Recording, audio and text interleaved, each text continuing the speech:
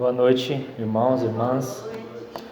Vamos abrir a palavra então em Tiago, capítulo 4.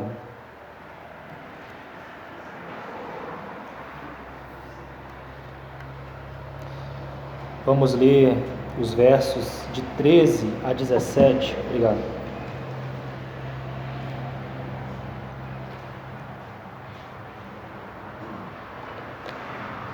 Tiago 4, versos 13 a 17. Atendei agora vós que dizeis: hoje ou amanhã iremos para a cidade tal, e lá passaremos um ano, e negociaremos e teremos lucros. Vós não sabeis o que sucederá amanhã. Que é a vossa vida? Sois apenas como neblina que aparece por instante e logo se dissipa. Em vez disso, devias dizer: se o Senhor quiser, não só viveremos, como também faremos isto ou aquilo. Agora, entretanto, vos jactais das vossas arrogantes pretensões. Toda jactância ou todo orgulho, semelhante a essa é maligno. Portanto, aquele que sabe que deve fazer o bem e não o faz, nisso está pecando. Vamos orar. Pai amado, nós nos confiamos a Ti mais esse momento, em torno da Tua palavra. Obrigado, Senhor, por tudo que o Senhor já nos tem dado, por meio do Teu Espírito. Senhor, abra para nós, mais uma vez, essa porção de Tiago, que possamos, Senhor, além de tocar a letra, Senhor, tocar realmente vida. Transforma as nossas vidas, Senhor. Fale aos nossos corações. Queremos receber mais de Ti mesmo nessa noite. Revigora todos que aqui se encontram e estão cansados, Senhor. Acalme a mente, os pensamentos.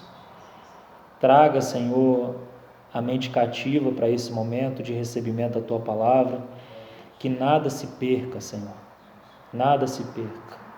Que o Senhor encontre um lugar de acolhimento para a Tua palavra em nós. Em nome de Jesus que nós oramos. Amém.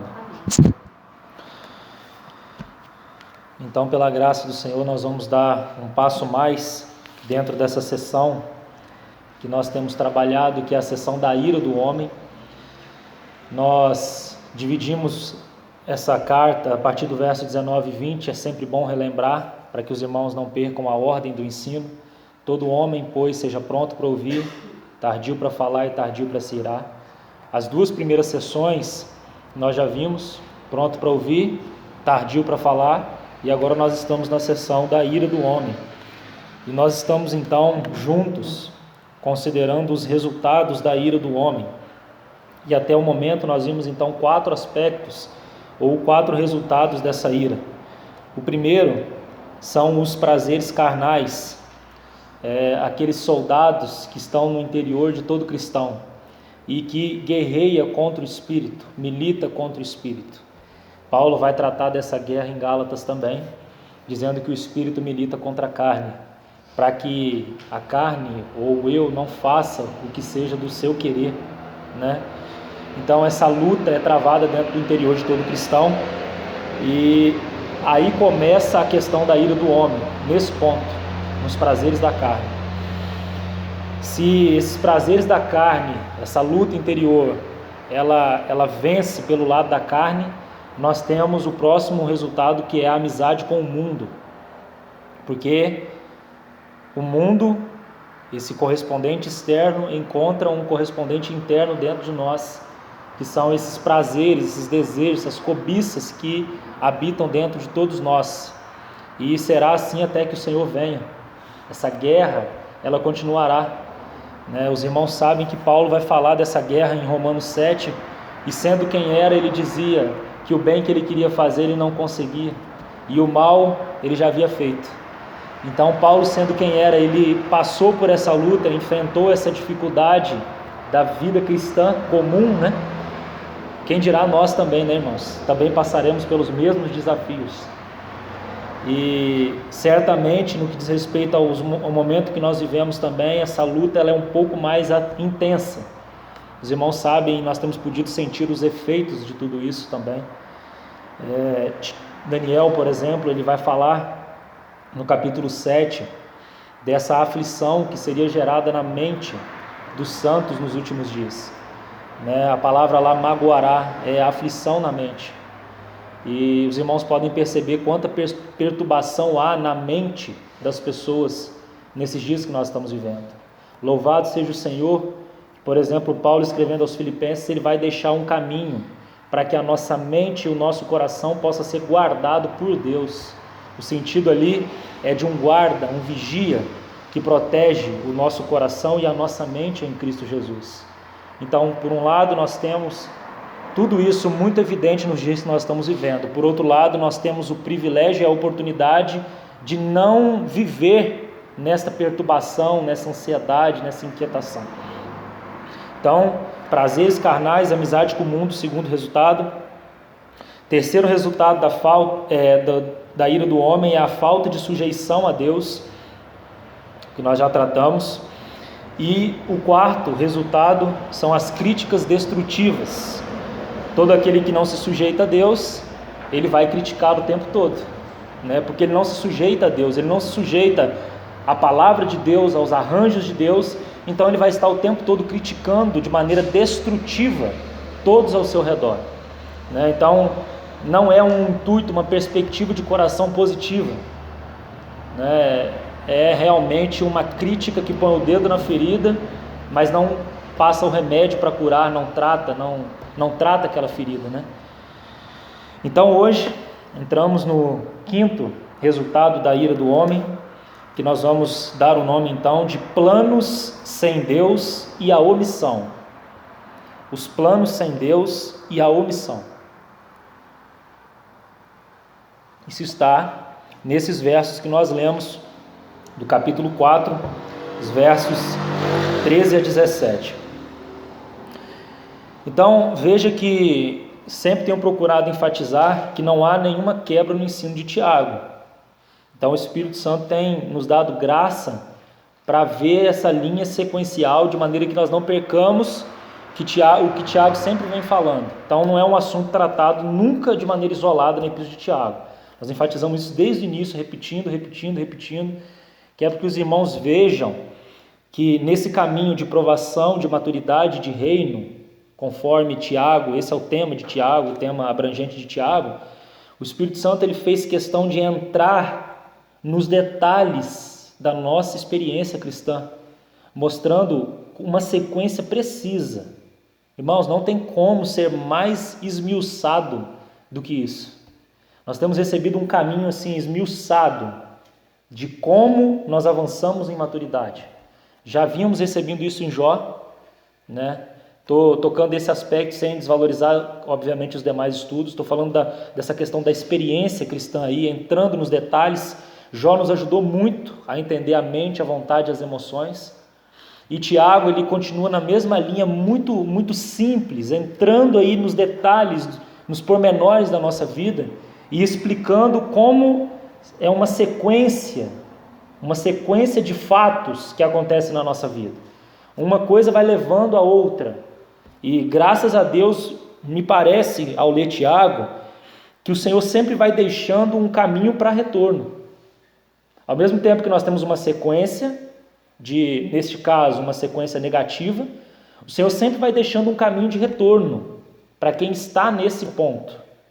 Então isso para mim é consolo para o meu coração, porque todo aquele que verdadeiramente para e considera o que o Senhor tem falado, há um caminho de retorno, há um caminho para voltar à sanidade espiritual, à sujeição a Deus, à obediência, há um caminho. Então sempre o Espírito deixa isso em Tiago, e isso é para nós consolo. Então toda vez que o Senhor traz uma palavra, Ele tem nos visitado e dado uma oportunidade nova a cada um de nós, dizendo assim, é tempo, dá para retornar, esse é o caminho de retorno, entende? Então isso me dá muita alegria e consolo no meu coração. Então nessa sequência que nós temos visto, Após as críticas destrutivas, nós temos então os planos sem Deus e a omissão. E você pode se perguntar o que isso tem a ver, né? Já que tenho falado que é uma sequência. Então veja, irmãos, que a ira do homem, quando ela se manifesta através das críticas destrutivas, geralmente essas críticas, elas vêm daqueles que vivem, preste atenção nisso, nós vamos construir um pouco mais disso. Essas críticas destrutivas geralmente vêm daqueles que vivem sem a dependência do Senhor em seus próprios projetos. As críticas destrutivas geralmente vêm de irmãos e irmãs, vou dizer isso porque a carta de Tiago é escrita para nós, para a igreja. Geralmente essas críticas vêm de pessoas que vivem sem a dependência do Senhor em seus próprios projetos. Então esse, vamos dizer, espírito do criticismo, essas críticas, geralmente ela é cultivada no seio da igreja por aqueles que não têm comprometimento, de fato, com o Senhor e nem com a edificação do corpo. E isso é muito importante. São pessoas que criticam, mas são descomprometidas, são independentes, não consultam o Senhor em seus próprios projetos, vivem as suas vidas para si mesmas. Essas que vivem as vidas para si mesmas, não têm compromisso com o Senhor e com a edificação, são os que o tempo todo estão criticando. Então, irmãos, geralmente as críticas vêm dos descomprometidos.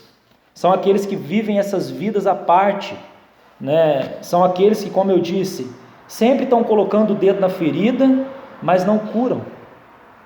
Sempre coloca o dedo, mas não cura. Não está disposto a viver a vida de corpo com o outro. Veem as falhas que existem, mas não estão dispostos a ajudar para que aquilo seja corrigido no seio de amor da igreja.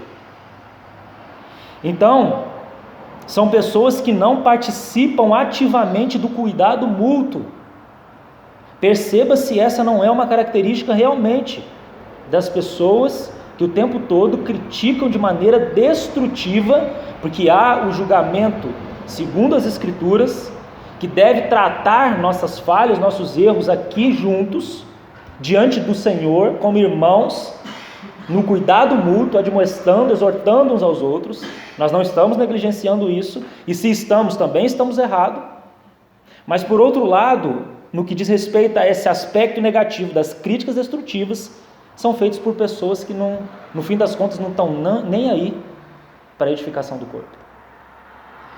E que o Senhor nos livre, irmãos, de sermos esses, como o texto aí nos diz, que decidem por conta própria aonde vão, quando vão, quanto tempo vão permanecer distantes, vamos dizer assim, porque essa é a linguagem do texto, e pessoas que só estão visando lucro. O próprio texto mostra isso.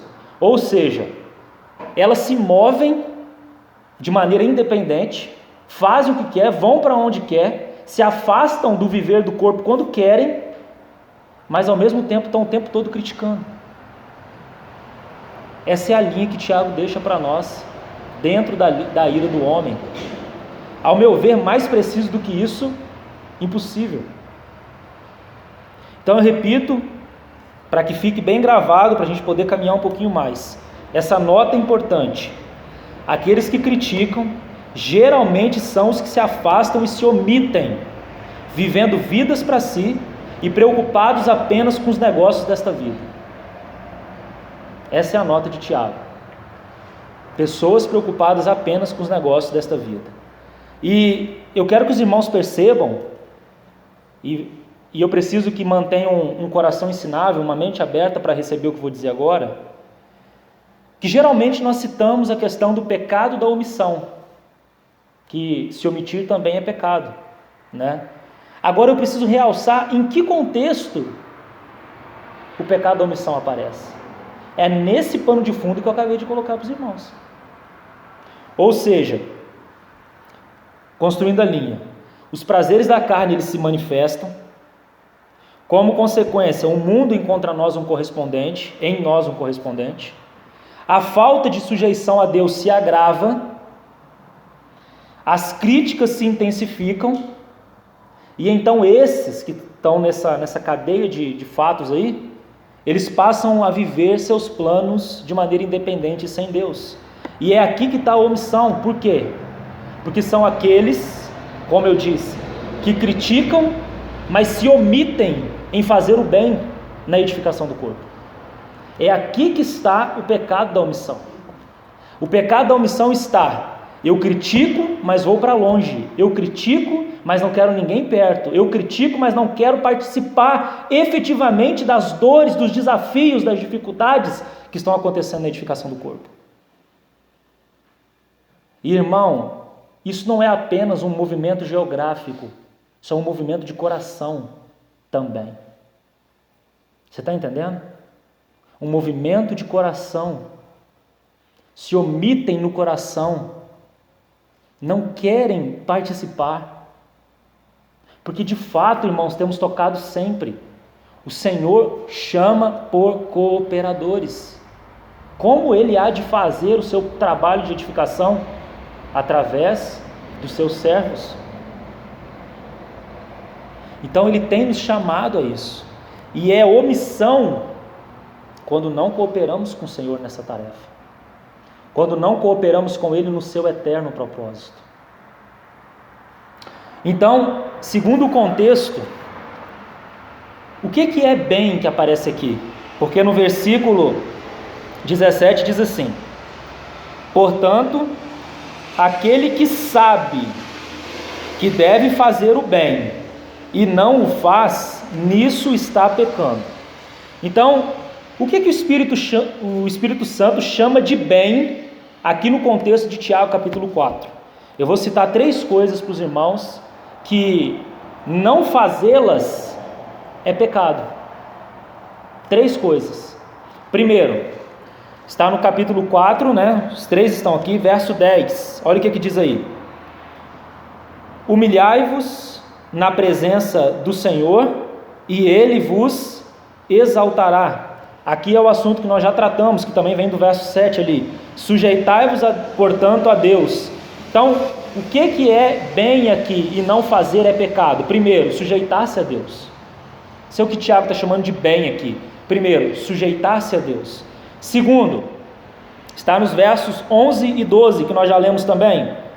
Diz assim: irmãos, não faleis mal uns dos outros. Aquele que fala mal do irmão ou julga seu irmão, fala mal da lei e julga a lei.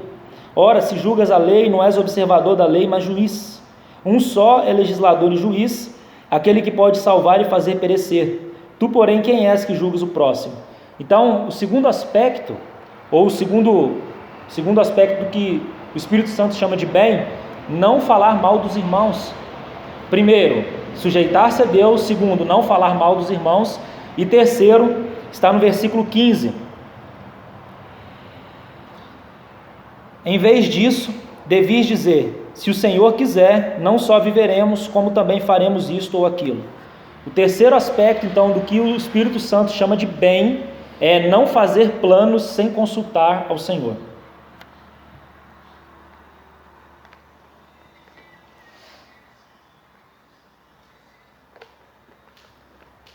Porque você percebeu, né? Que são pessoas que dizem assim: hoje ou amanhã eu vou para a cidade, vou passar um ano, vou fazer isso, aquilo. Planos, projetos, né? E veja que em nenhum momento o Senhor é citado, né? Essas pessoas não vão ao Senhor, não também cultivam uma interdependência no corpo, né, irmãos? Porque às vezes nós olhamos apenas o aspecto horizontal, mas também há o vertical da mútua dependência do corpo. Até porque você não é um membro que pode se desligar do corpo e ir para onde você quiser, você continua sendo corpo, né? Pode ser um membrozinho independente, orgulhoso, né? Mas você ainda continua sendo corpo.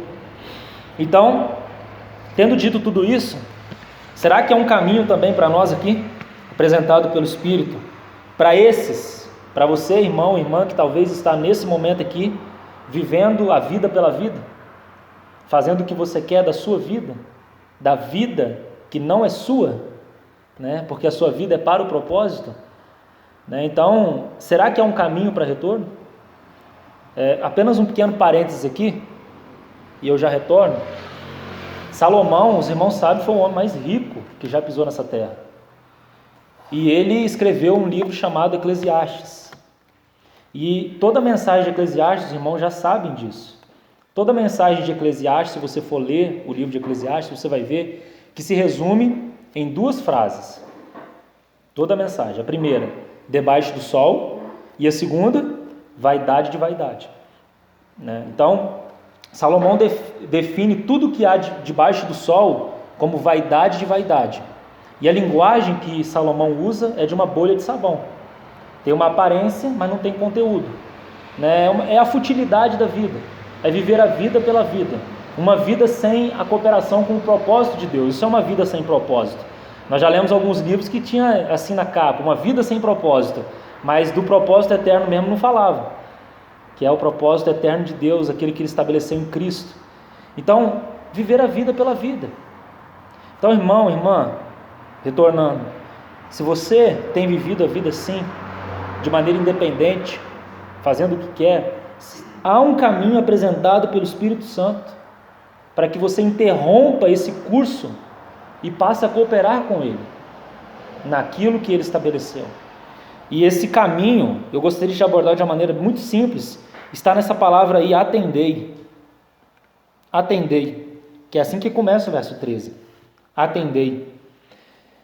E o sentido aqui, que o Espírito Santo deixou por meio dessa palavra, o sentido é: pare por um instante e considere o curso da sua vida. Esse é o sentido. Pare por um instante e considere o curso da sua vida. No domingo falei sobre a visão celestial e como ela impactou a vida do apóstolo Paulo. De tal maneira que esta visão que ele teve governou toda a sua vida, ou seja, ditou o curso da sua vida. A velocidade com que ele caminhou a vida cristã, o valor que as coisas tinham, tudo isso foi ditado pela visão celestial. Então, você pode pegar a mensagem de domingo à noite, ligar com o que o irmão Eliezer tem trabalhado no eterno propósito. Irmão, pare por um instante e considere o curso da sua vida. Veja se as coisas não estão muito no automático. Veja se não estão. Porque a sutileza do mundo é justamente essa. É as coisas entrarem no automático e nós nem percebermos que já estamos no curso do mundo. Porque o mundo é uma coisa muito sutil. Né? E geralmente nós entramos nesse curso por coisas lícitas. Então nós precisamos ter muito cuidado. Muito cuidado. Então, considere por um instante o curso da sua vida e faça o giro para a rota adequada, irmão. Esse é o sentido. Então o Espírito Santo, ele diz assim: pare por um momento e volte para a sua vida de dependência. Agora o que eu queria enfatizar é o seguinte: para você voltar, precisa parar. Precisa pagar o preço de parar para o Espírito Santo fazer algo. Precisa pagar o preço de parar. É aí que está o desafio. Porque há um custo para nós, em dias como estamos vivendo, parar. Seja o que for que isso signifique para você, irmão e irmã. É e será um desafio para você parar. Só que o Senhor só poderá fazer algo com aqueles que param para realmente contemplar, para realmente ouvir o que Ele quer falar, e estão dispostos a obedecer o que Ele falar. Faça uma oração sincera diante do Senhor. Fala assim: Senhor, custe o que custar, eu não quero seguir adiante sem o Senhor. Ele vai falar, irmão. Ele vai falar. Para terminar esse ponto, eu gostaria só de ler uma passagem que me lembra muito essa, que está em Lucas capítulo 12. Esse evangelho que temos tido a oportunidade de ouvir, algumas mensagens. Lucas 12.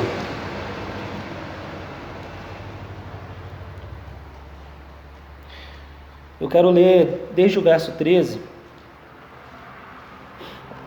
O assunto aqui é a avareza. Diz assim, eu não vou comentar, vou apenas deixar o texto aí registrado para nós. Lucas, capítulo 12, a partir do verso 13. Nesse ponto, um homem que estava no meio da multidão lhe falou: Mestre, ordena meu irmão que reparta comigo a herança. Mas Jesus lhe respondeu: Homem, quem me constituiu juiz ou partidor entre vós? Então lhes recomendou: Tende cuidado e guardai-vos de toda e qualquer avareza, porque a vida de um homem não consiste na abundância dos bens que ele possui. E lhes proferiu ainda uma parábola, dizendo: O campo de um homem rico produziu com abundância, e arrazoava consigo mesmo, dizendo: Que farei, pois não tenho onde recolher os meus frutos? E disse: Farei isto: destruirei os meus celeiros, reconstruí-los-ei maiores, e aí recolherei todo o meu produto e todos os meus bens. Então direi à minha alma: Tens em depósito muitos bens para muitos anos. Descansa, come, bebe e regala-te. Mas Deus lhe disse: Louco, esta noite te pedirão a tua alma. E o que tens preparado, para quem será? Assim é o que entesoura para si mesmo. Veja onde está o problema. O que entesoura para si mesmo e não é rico para com Deus. Creio que é muito claro o que o texto quer dizer, né? Então vamos retornar para Tiago capítulo 5 e tocar em mais um resultado.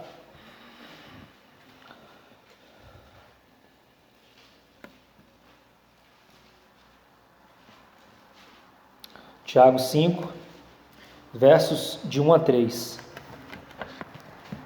Que vai complementar esse assunto, por isso eu vou tocar nele bem rapidamente, não vou me estender também, para que nós possamos considerar. Diz assim: Atendei agora, ricos, chorai lamentando por causa das vossas desventuras que vos sobrevirão. As vossas riquezas estão corruptas, e as vossas roupagens comidas de traça. E o vosso ouro e a vossa prata foram gastos de ferrugens, e a sua ferrugem há de ser por testemunho contra vós mesmos, e há de devorar como fogo as vossas carnes. Tesouros acumulastes nos últimos dias.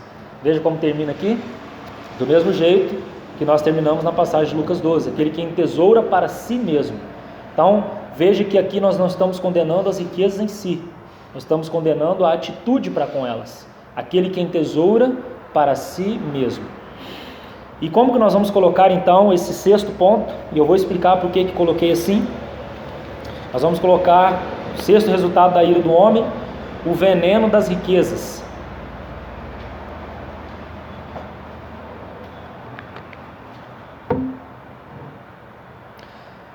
Você conseguiu, irmão, perceber a linha de como as coisas foram se agravando na ira do homem? Começou nos prazeres, passou ali pela falta de sujeição, pelas críticas, pela amizade com o mundo e tudo isso, e agora chegou na questão das riquezas. Você está entendendo como é consequências, vamos assim dizer? Consequências. Aquele que vive a vida pela vida entesoura riquezas para si mesmo. Não é um mordomo daquilo que o Senhor tem confiado. Não tem entendido o valor das coisas. Lembra que eu disse que a visão celestial ela determina o valor que as coisas terão para nós? Isso é muito sério, irmão. Não sei se você se atentou para isso, não sei se isso te chamou a atenção quando eu disse, não sei se você orou sobre isso, mas isso é muito sério. Porque que valor tem realmente as coisas materiais? Que valor elas têm para nós? Como as enxergamos? Há um irmão que diz que, eu repito isso porque eu gosto muito dessa colocação, que nós deveríamos, duas coisas, eu lembrei outra agora. Uma, ele diz assim, que nós deveríamos segurar todas as coisas com mãos leves. Não há dificuldade de soltar nada para nós, porque nós entendemos que somos apenas mordomos do Senhor. E uma outra coisa que esse irmão diz é que nós deveríamos ver todas as coisas como um empréstimo de um dia.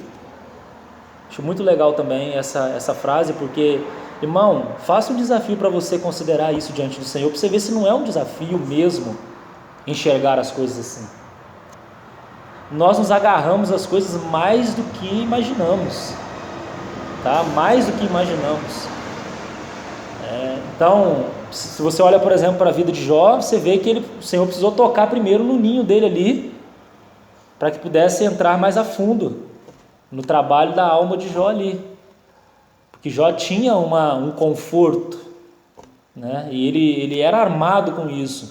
E o Senhor precisou tirar isso. Lógico que depois o Senhor restituiu, mas para trabalhar o Senhor precisou tocar nessas questões. Então nós somos por natureza agarradores, irmão. Nós somos Jacó. Nós somos assim por natureza. Tanto com coisas como também com pessoas. Achamos que as pessoas são nossas, são propriedades nossas. Pai e mãe têm muita dificuldade com isso. Certamente enfrentarei essa dificuldade se o Senhor me conceder também. Enfrentarei também, irmão, é um desafio. Nós achamos que são nossos. Nós somos mordomos do Senhor. Na verdade, tudo é dele. E tudo deveria ter em vista nas nossas vidas cooperar com ele. Está à disposição do Senhor. As coisas vão vindo, deixa eu só tocar numa coisa aqui. É interessante que Pedro, né? Ele não tinha muita coisa, não. Se você ler os evangelhos, você vai ver que Pedro não tinha muita coisa, né? Pelo menos o que a Bíblia relata, não tinha muita coisa. Ele era um pescador, né? Ele tinha ali um negocinho de pesca, provavelmente, mas não tinha muita coisa. E é interessante que quando Pedro conheceu o Senhor, ele entregou tudo para o Senhor. Pedro entendeu que nada mais era dele. De tal maneira, que eu não sei se os irmãos sabem, Marcos, o evangelho de Marcos vai relatar, que Pedro tinha duas coisas: um barquinho e uma casa, em Cafarnaum. Eram as duas coisinhas que Pedro tinha. Se os irmãos lerem o evangelho de Marcos, vocês vão ver que Pedro abandonou aquilo lá. Toma, Senhor, é seu. O barco se tornou a plataforma de pregação do Senhor Jesus. É lá que ele se colocava no barquinho e se afastava um pouquinho da beira da praia para poder proferir as palavras àquela multidão que ouvia. O barco de Pedro não era mais dele, era do Senhor. E a casa de Pedro, no evangelho de Marcos, se tornou a casa do Senhor. Era lá que Jesus ficava. E é tão interessante que é Pedro que está por trás do evangelho de Marcos, que quando ele cita a casa que é dele, ele fala: e Jesus foi para a sua casa. Ele deixou a casa à disposição do Senhor. Será que nós temos feito isso, irmão? Na mordomia do serviço mútuo? Porque quando servimos uns aos outros, não é ao Senhor que nós estamos servindo? Quando recebemos um irmão em nossa casa, não é ao Senhor mesmo que estamos recebendo? Você já parou para pensar nessas questões, irmão? Ore por isso, porque nem estava para eu falar, né? O Senhor vai trazendo, nós vamos falando. Mas então vamos voltar aqui. Sexto resultado da ira do homem é o veneno das riquezas. Então eu preciso explicar para os irmãos por que eu usei a palavra veneno, né? Já que ela não aparece no texto, pelo menos na nossa tradução.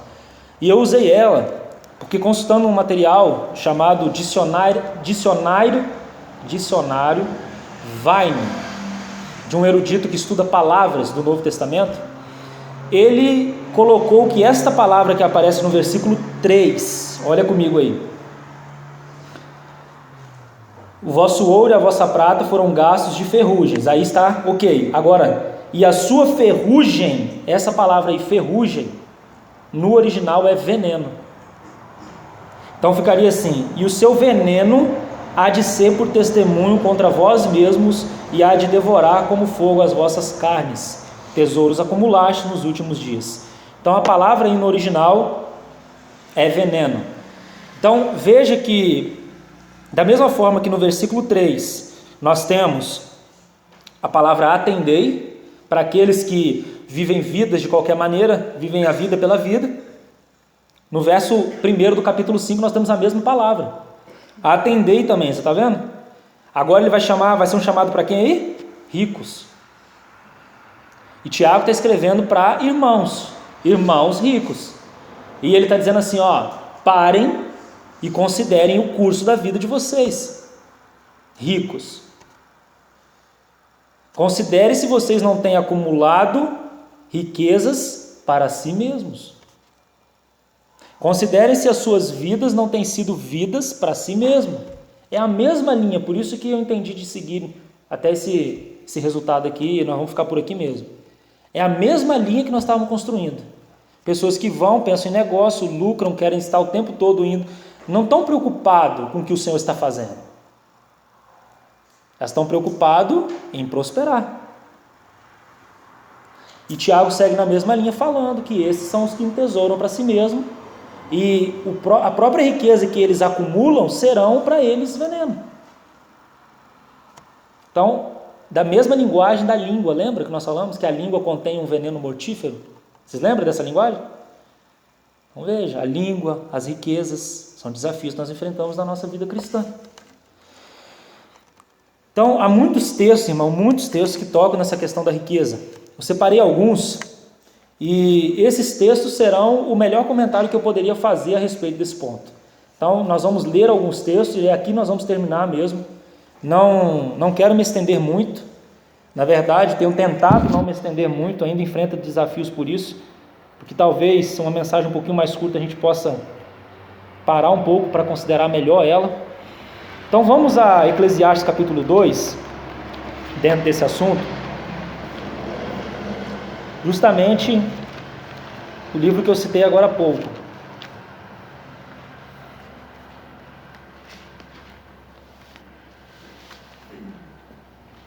Irmão, não precisa sair depressivo não, depois desses textos nós vamos ler, tá? Não estou condenando as riquezas, né? Os irmãos sabem que não é isso, é uma questão de coração, e nós vamos tocar em um texto que fala disso.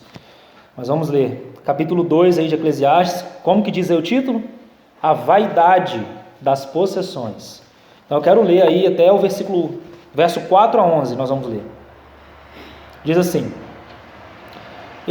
empreendi grandes obras, edifiquei para mim casas, plantei para mim vinhas, fiz jardins e pomares para mim, e nestes plantei árvores frutíferas de toda espécie. Fiz para mim açudes, para regar com eles o bosque em que reverdenciam as árvores. Comprei servos e servas, e tive servos nascidos em casa. Também possuí bois e ovelhas, mais do que possuíram todos os que antes de mim viveram em Jerusalém. Amontoei também para mim prata e ouro, e tesouros de reis e de províncias. Provi-me de cantores e cantoras e das delícias dos filhos dos homens, mulheres e mulheres. Engrandeci-me e sobrepujei a todos os que viveram antes de mim em Jerusalém. Perseverou também comigo a minha sabedoria.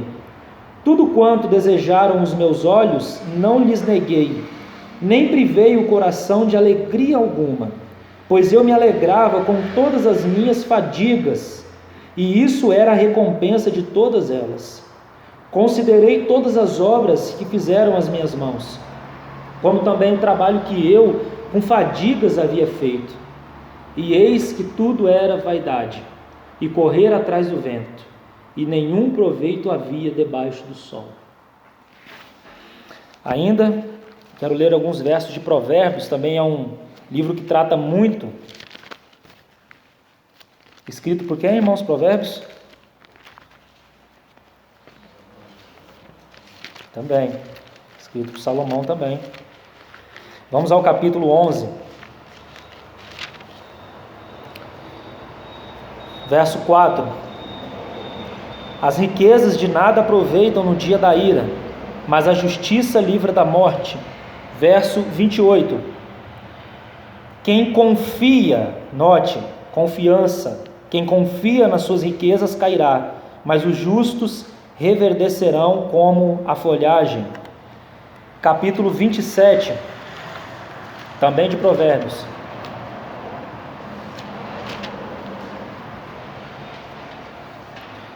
Verso 24. Porque as riquezas não duram para sempre, nem a coroa de geração em geração. Capítulo 28, verso 22. Interessante esse verso 24 aí que eu li agora, porque ao mesmo tempo que fala de conhecer o estado das ovelhas, dos rebanhos, também fala que eles não duram para sempre. Então veja o equilíbrio.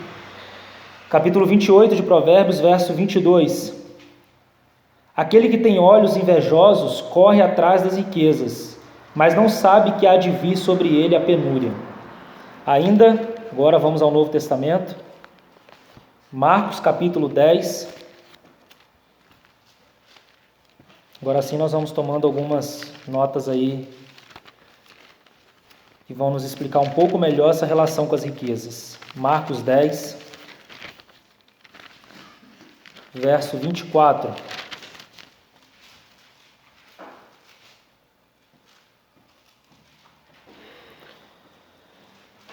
O Senhor está naquela passagem do jovem rico, nós não vamos ler ela, queria só mostrar uma palavra aqui em especial no verso 24. Os discípulos estranharam estas palavras, mas Jesus insistiu em dizer-lhes: Filhos, quão difícil é para os que confiam nas riquezas entrar no reino de Deus. Aqueles que confiam nas riquezas entrar no reino de Deus. Obviamente aqui nós temos o aspecto do reino milenar em relação com esse tratamento com as riquezas, tá? Mas eu queria em especial ressaltar a palavra confiam, depositam a confiança nas riquezas. Lucas capítulo 12, nós já lemos algo desse capítulo hoje, mas eu queria voltar a ele. Lucas 12, verso 15, só 2 versos que eu vou ressaltar aqui, o verso 15 e depois o verso 21, diz assim: Então lhes recomendou: Tende cuidado e guardai-vos de toda e qualquer avareza, porque a vida de um homem não consiste na abundância dos bens que ele possui. Verso 21. Vamos ler o 20 e 21. Mas Deus lhe disse: Louco, esta noite te pedirão a tua alma, e o que tens preparado para quem será? Assim é o que entesoura para si mesmo e não é rico para com Deus. Nós já lemos esse verso. Ressalto novamente: para si mesmo. Isso é o mesmo que confiar nas riquezas. 1 Timóteo, capítulo 6.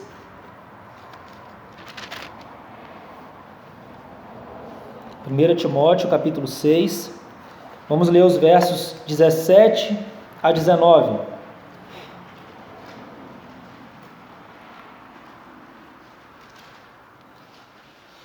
Diz assim: Exorta os ricos do presente século, que não sejam orgulhosos. Veja, mesma questão da jactância, do orgulho lá de Tiago. Nem depositem a sua esperança na instabilidade da riqueza, mas em Deus, que tudo nos proporciona ricamente para o nosso aprazimento. Que pratiquem o bem, sejam ricos de boas obras, generosos em dar e prontos a repartir, que acumulem para si mesmos tesouros, sólido fundamento para o futuro, a fim de se apoderarem da verdadeira vida. Aí você pode perguntar: aqui está falando para tesourar para si mesmo. Mas o que disse antes aí? Sejam ricos em boas obras, generosos em dar e prontos para repartir. É diferente de acumular tesouro na terra. E aqui nós não poderíamos terminar de outra forma, nós vamos terminar em Mateus 6. Mateus capítulo 6.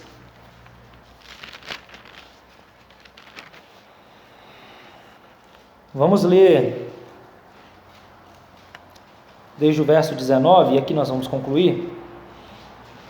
Eu gostaria de tomar essa passagem e ligar também essa sessão da ansiedade aqui para nós concluirmos.